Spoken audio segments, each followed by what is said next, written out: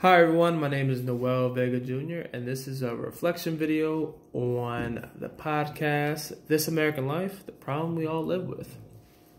So my thoughts and feelings on this podcast, we can start with part one. I was very disgusted. I was very angered, disappointed in Normandy School District as a whole. They have 15 years to correct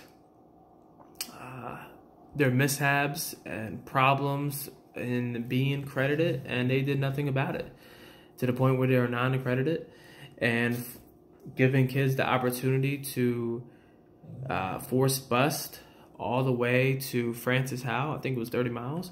The Francis Howe, which was a predominantly white community at a predominantly white school.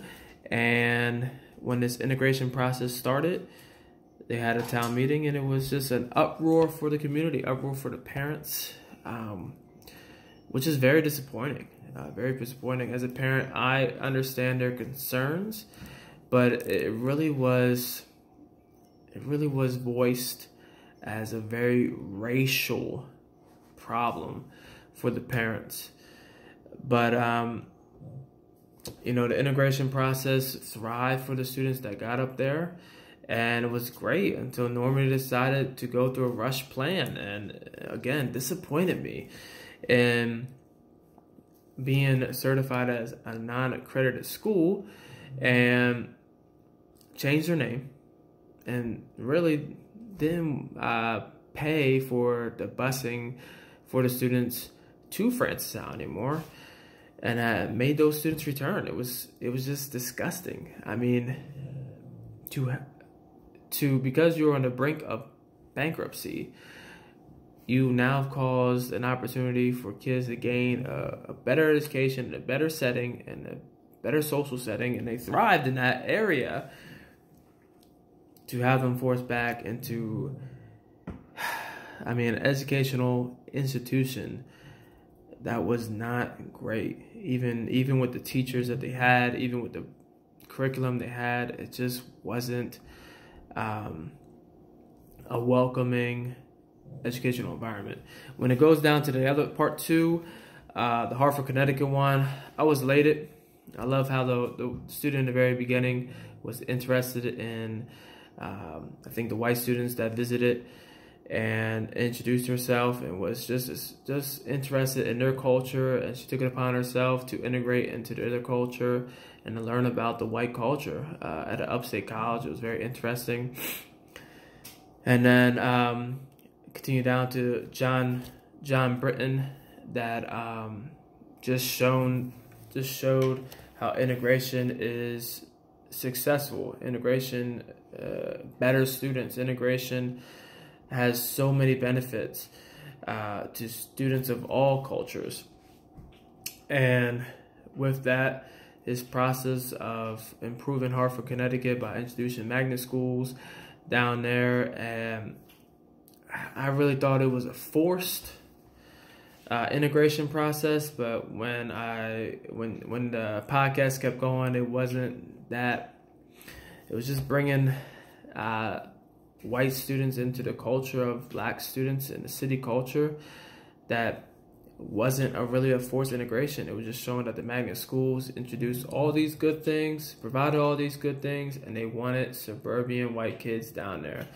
But it really affected the students at Hartford, because there was 4,000 black students, and they all couldn't go to these magnet schools, and they had to go through a lottery process, and that was really mind-boggling to me. And one thing that really kind of shocked me was the administration at the time said it wasn't a race issue, it was a resource issue.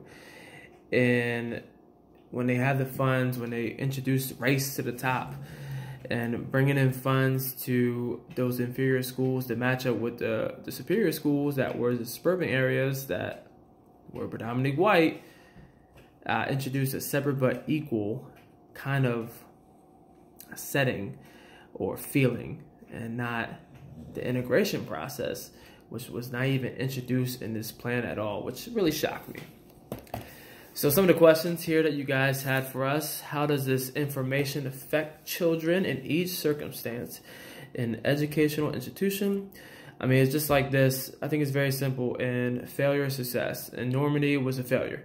And I mean, I think the students there are going through a cycle where they were introduced into a social economic of poverty, went to a school, graduated with inferior, not being educated as they should be, graduated, probably no college, or if they did have college, they dropped out because they couldn't, I'm assuming that they couldn't academically succeed, and then get a job, and then go right back into poverty.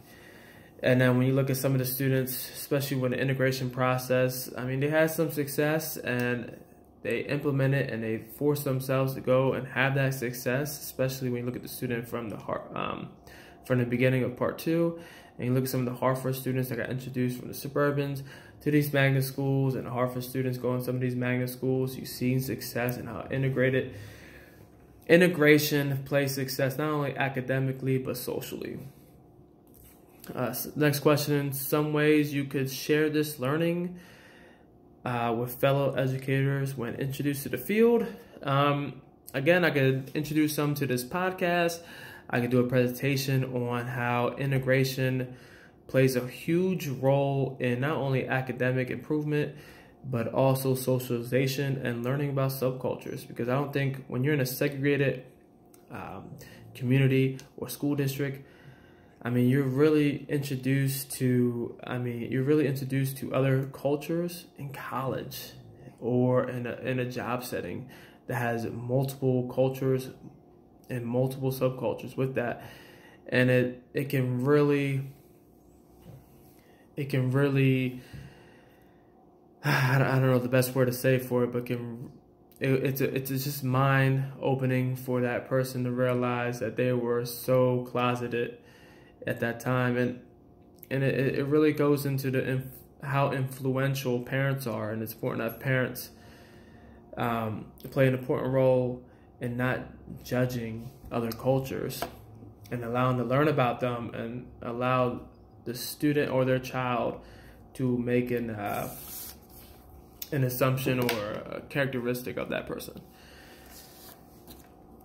And then 2 more questions. How is this topic a concern beyond the educational setting? It just comes down to race. I think it's just a racial issue. Said it right at the end of she said it right at the end of part 2. It's not a racial issue. It's a resource issue. That's false. It's definitely a racial issue. When you've seen the concern from the parents about safety, about physical violence, about their educational numbers decreasing. If it was a mixed culture, I'd be okay. I wouldn't put any prejudice. My opinion wouldn't be any prejudice towards race at all.